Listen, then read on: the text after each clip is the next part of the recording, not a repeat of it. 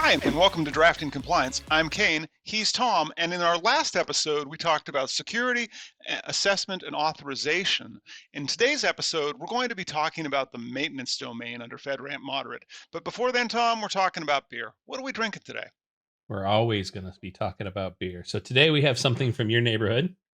It's Rogue Hazelnut Brown Nectar Ale. And Rogue is a Portland, I believe Portland, Oregon based brewery. I've actually been. Sounds about right. Have you? So, yeah, they have a little really nice little uh sort of brewery outlet. Got a great outdoor seating space. So, I encourage Sounds it. And delightful. most people know Rogue by their Dead Guy Ale. So this will be the first departure. I think I've also had a stout that they create, but this will be the first departure in sort of these smaller brew batched beers. So let's Well, let's the most memorable thing I've had from Rogue is their Dead Guy whiskey. yep. I think it was called Dead Guy whiskey. It is not the worst whiskey I have ever had, but it is memorably in the top 10, like worst things. Like it's pretty terrible. But still people around here seem to like it. So we'll have to see if this rates higher than Rogue's whiskey, which even though as an affirmed whiskey drinker, I did not like. We opening this? All right, let's open it.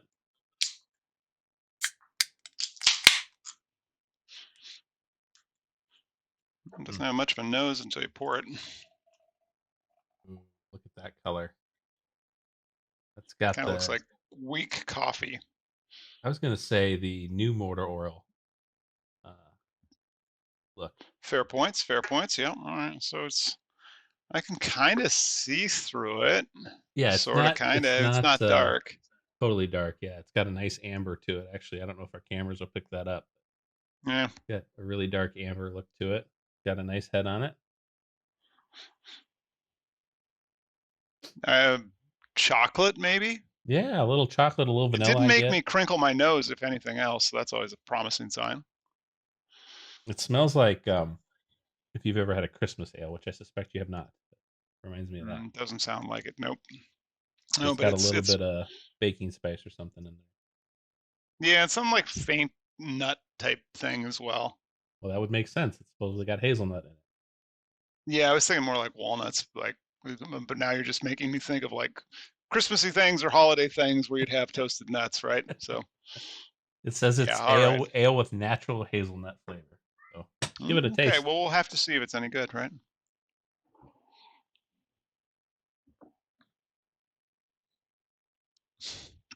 Oh god, that's disappointing. I actually don't find it disappointing. This to me tastes like a mini nut brown ales that I've had. I was hoping for better based on the nose being inoffensive, honestly. Like Oh. this one tricked me. This is one that like suckered me, and I was like, okay, this one might be actually not. It tastes like beer.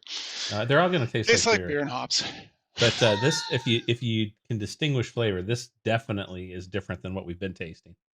This has definite nutty undertones to it. It's not nearly as hoppy as IPAs that we've tried. In fact, it's pretty, I would say, pretty neutral on the hop area. If you've had Christmas ales, this tastes a lot like a Christmas ale.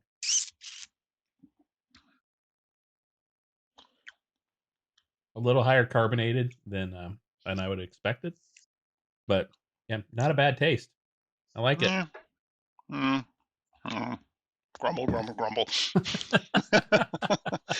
I was hoping for something better, right? More than anything else. Oh well. I will think about it. I will also say it doesn't have that much of a nut taste. But then again, maybe if you don't like nuts, this is a good choice. Yeah. Although with a title like hazelnut, I definitely hmm, taste the nut. So different palates, different taste. probably so. Well, let's move on to FedRAMP. And I Great. want to kind of set the table for the audience here, Tom. So, can you start off by providing an overview of the maintenance domain under FedRAMP Moderate and its significance in cloud security? Sure. Oh, two great questions.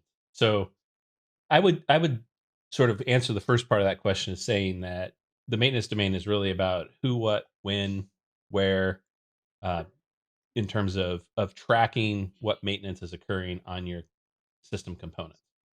So one thing that I want to make clear is when you read the regulations, within FedRAMP, it's going to make you think of only hardware maintenance, and it Hmm. certainly has language that predispositions you to think that way. But this really applies to software, firmware, hardware. And so when you ask the question of how does it apply to uh, somebody who's in the cloud, it becomes a little murky because you split those responsibilities in the cloud. So, for instance, we position most of our boundary on Microsoft Azure. So, Microsoft Azure has responsibilities that we inherit, control responsibilities that we inherit from Microsoft Azure that take up big chunks of these controls, but it doesn't leave us without responsibility. So, we would still have responsibility for the maintenance that occurs within the infrastructure that's provided for Microsoft on top of the software and things like that. So, in our case, it's cluster and virtual storage and virtual network and those kinds of things. So, it And so let's definitely applies. actually tuck into those. Like let's get into some of those key controls. Because you've already touched on some. So uh, let's go through and see if there's any relevant questions for the key controls and requirements in maintenance that we as a cloud service provider would need to meet to achieve FedRAMP Moderate. Sure. I mean, there's just a bunch of controls there that you've got to understand. So maybe at the highest level, it's important to understand that you are tracking the activity. So it doesn't matter what the activity is, but you have to track it. So that Right, and we've means, talked about that one before in yep, logging everything that we're doing. yep. So that means you have a log and you know who's doing what at what time. And I do want to point out that it should dovetail into some of your other controls in terms of change management things, right? So that's kind of the first step. The second step is you want to make sure you're in lockstep with controls around change management, for instance, because you Hmm. are deploying change into your environment when you're doing maintenance. But the next step is it predisposes that you have potentially external um, actors that are coming in to do some of the maintenance. Now, this Hmm. really makes sense when you think of the physical maintenance, right? You might have an HVAC guy come in on your data center floor, for instance, and you want to make sure that that person is a known person, has an escort. If he's coming in to where the information system might sit, you want to make sure that in the case where that person is bringing parts in or diagnostic equipment in, that diagnostic equipment and parts are vetted in some way.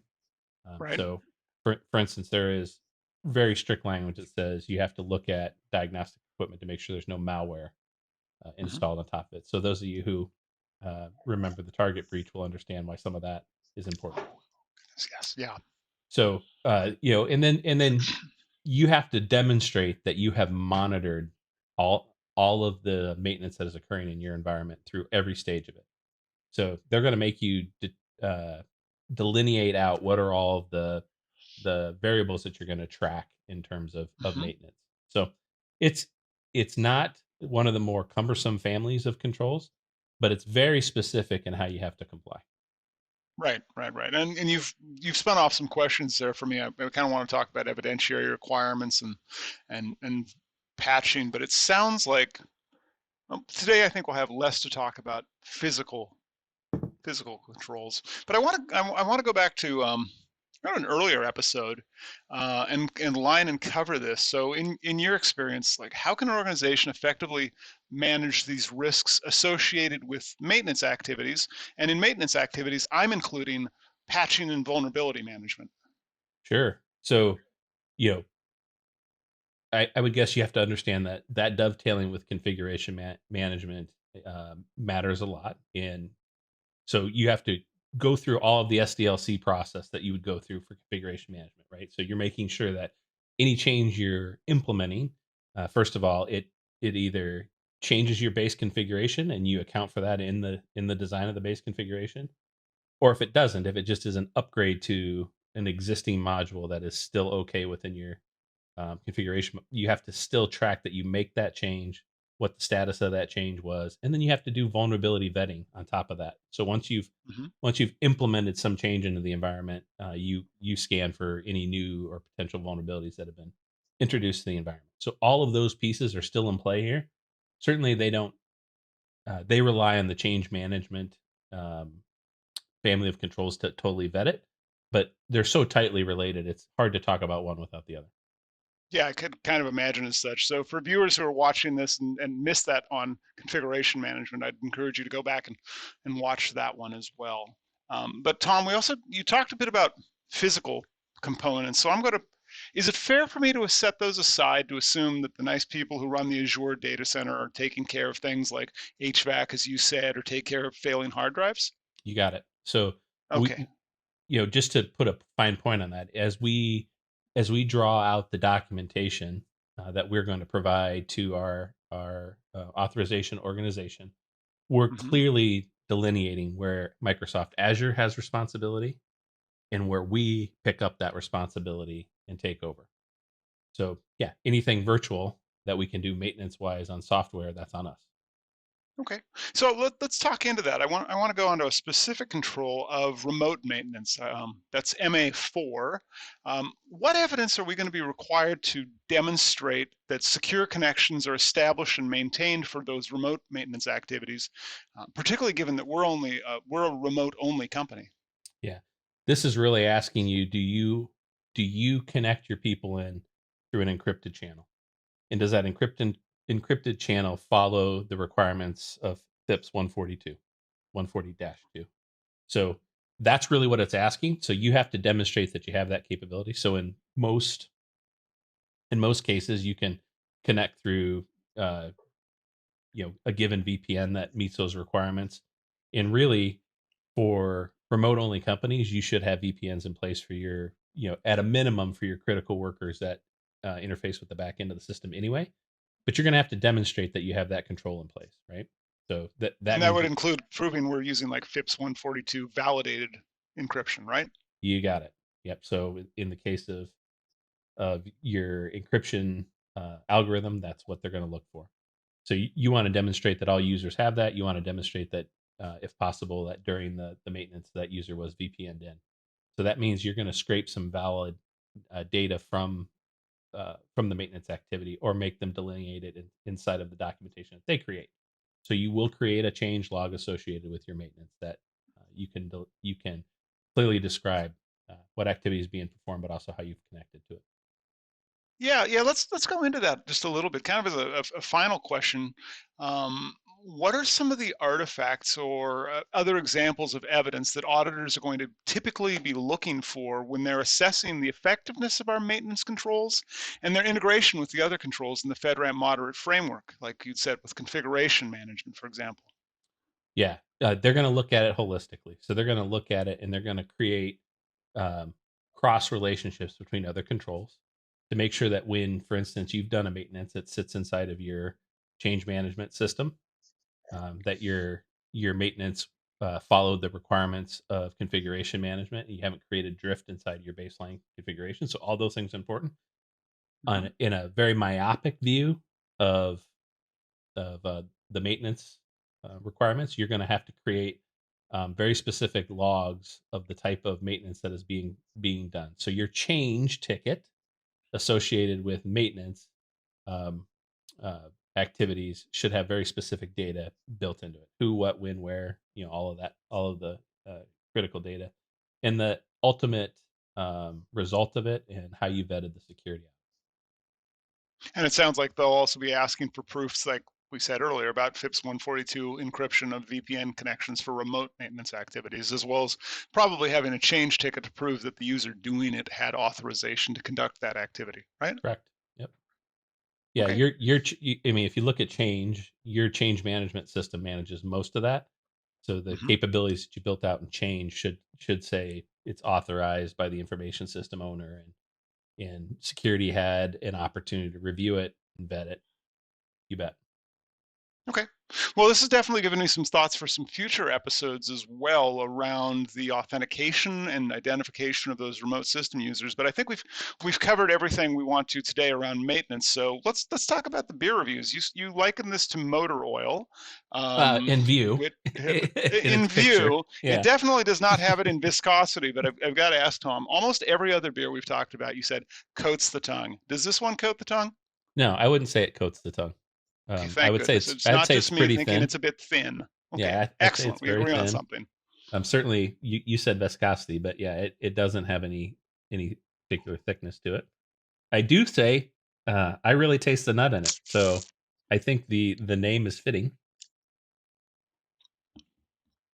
Give me your grade, Kane. What do you think? It's kind of a if I was to go to a hotel, let me rephrase that. If I was to go to a motel, fix a cup of coffee that had been double brewed and leave it out in the sun for a couple days, I think I'd get this flavor profile. Mm, It's kind of like old coffee that's got a little bit of bubble in it and a lot of bitterness. So not my favorite. I forgot to find my favorite. I'm gonna give, and this one also was disappointing because I liked the name. mm. I'm gonna give it a 3 out of 10. Okay. Well, I'm not nearly as harsh as you are. I think anybody who's been watching us knows that I prefer IPAs, probably to almost any kind of beer. So this isn't something that I'm necessarily going to seek out and buy. But if somebody offered me a free one in November, I'm not going to turn it down. So I'm going to give it a 5. I'm going to say that it is a little disappointing in character, but it lives up to its name and taste. It's definitely got a nutty taste to it, but it's a little thin for me and lacks a little bit of character for me. This is the closest we've come to on beer reviews so far, Tom. I don't think that's I true. gave it a 3. You gave it a 5.